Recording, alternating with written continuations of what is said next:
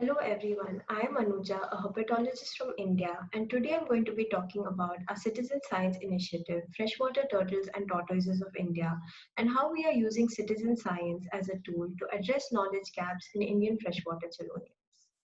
We are currently working with the India Biodiversity Portal, which is the largest repository of biodiversity information in India, with over 1.4 million observations across 57,000 species.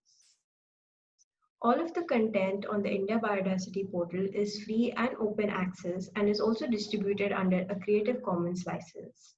IBP also contributes data to GPIF, and the user interface is really easy to use and can now generate progressive web apps for each and every group on Android and iOS devices.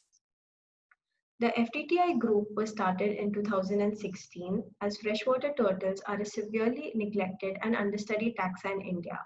We wanted to specifically curate all freshwater chelonian observations on the portal in one dedicated group. You can check it out at ftti.indiabiodiversity.org. A few features about our FTTI group is that we have automated obfuscation of locations for sensitive species such as the Indian star tortoise that is commonly seen in the pet trade. From 2019, we also decided to have a dedicated social media outreach presence to increase participation in our IBP group. We also have updated our species pages for all 29 species in May 2020, and this now provides comprehensive information for all possible references and citations for anyone visiting this website. We also have a dedicated FTTI progressive web app that is linked to the entire portal, and it is available on Play Store. So this is what our 29 species pages looks like, and this is our create observation interface on the FTTI app. Moving on to the group, we have currently 200 users and over 500 observations, which is not easy for a group where a lot of species are rare and cryptic like freshwater turtles. Through the FTTI network, we have interacted with a lot of these users and we constantly involve them in our activities and even encourage and collaborate with them to publish any new or significant findings. So we also have our unique turtle spotting weeks, which are initiatives where we increase awareness on freshwater turtles across India. And during this week in 2019 and 2020, we have received around 30 to 40 observations as compared to an average of about 2 to 4 observations per week. So moving on to the methods, we downloaded a CSV file from the FTTI user group and did some preliminary exploratory analysis with this. We filtered 514 observations out of 528 for analysis, and we selected only those which had accurate location data and were identified up to species level. We also analyzed the data in R and did the mapping in QGIS. So moving on to our results, the first thing I did was I created a time series of observations on FTTI from 2012 to 2020, so we can visualize the areas across India where we started to get more and more participation from across the years. Starting with the year-wise data creation, we had observations on IBP from 2012, and as you can see, the number of records increased drastically from 2019 and now 2020. So to test the effect of our outreach and awareness activities and social media initiatives, we did a 2-sample t-test to check the effect on users before and after 2019, and we saw that there was a significant increase of over 200% observations. Now, when we did heat mapping analysis of species diversity and abundance, we saw that there were 3 significant turtle hotspots or global turtle priority areas, as is known in literature. The Brahmaputra turtle hotspot is actually the highest global turtle diversity area, and this is probably due to the overlap of the Eastern Himalaya and Indo-Burma hotspots. The Western Ghats is also already an established hotspot, and it currently supports India's 3 endemic freshwater turtle and tortoise species. Now, when we look at the state-wise observations, we have observations from across 27 states, and the Ganges River Basin, represented by Uttar Pradesh, has the most observations, followed by Assam, representing the Brahmaputra River Basin, and Karnataka and Kerala represent the Western Ghats. Our maps also reveal large areas where there is a lack of observation data or bias, and we do have more contributions from more popular visited areas like Kaziranga or Bharatpur. And currently, we are lacking records from states like Jharkhand or Chhattisgarh, where there probably may not be good internet literacy. When we look at species diversity trends also across states, we see that Assam has the highest number of species, followed by Uttar Pradesh and then the Western Ghats. If we look at the species-wise trends, we see that the most commonly observed species that are known to bask are at the top end of the graph, and this could represent a visual encounter bias.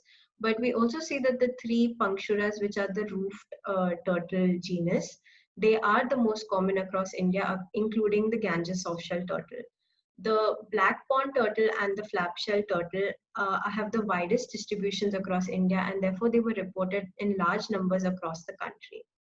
What was interesting was that we also expected the two endemics, the Travancore tortoise and the Cochin cane turtle, to be at the tail end of the graph, but surprisingly, we do have good records of them on the group. We also have 4 records of the red-eared slider from the wild on the group, which is not a native species, it's an exotic species. So we did a preliminary point pattern analysis with location records and did a density analysis. And we overlaid this with a protected area network to check how many species are actually limited to protected areas. And in the future, we can relate this density to underlying patterns such as land use or time, and even possibly predict areas of high species density. We did a hotspot mapping or cluster analysis along with the protected area and the major river systems in India. And these species abundance patterns are very important if we in the future want to look at landscape level conservation of river stretches or wetlands that can serve as turtle priority areas. If you look at the 3 endemic turtles and tortoises of India, these are currently at very large scales because we did not want to disclose the exact locations. So the Cochin cane turtle seems to be very restricted with its habitat requirements and its range as compared to the Travancore tortoise, which is also found outside protected areas. And the Leith softshell turtle, which is a very understudied endemic softshell turtle in India, we currently have a project going on here in Maharashtra, and due to our awareness activities, local NGOs, they report their rescue observations on FTTI now completely on their own. And we had the most records of the black pond turtle, Melanochelys trijuga, on the group. So we decided to check the temporal distribution of this species, and we see that it shows a clear monsoon activity peak. We also see that a large number of these observations are hatchlings, and in the future, this could give us further insights into the nesting and hatching seasons of species across India. I quickly want to share some interesting life history observations that we have on FTTI. So Ranganathan was a member who uploaded a picture of a Ganges softshell turtle being predated on by a tiger, and we encouraged and helped him write up a note that was recently published in Herpetological Review. This is a roadkill black pond turtle from the outskirts of Bangalore, uploaded by Yatin Kalki and also reported on the Roadkill Network group on IPP. We also have red-eared slider observations, and it's also reported on the Spotting Alien Invasive Species group on IPP.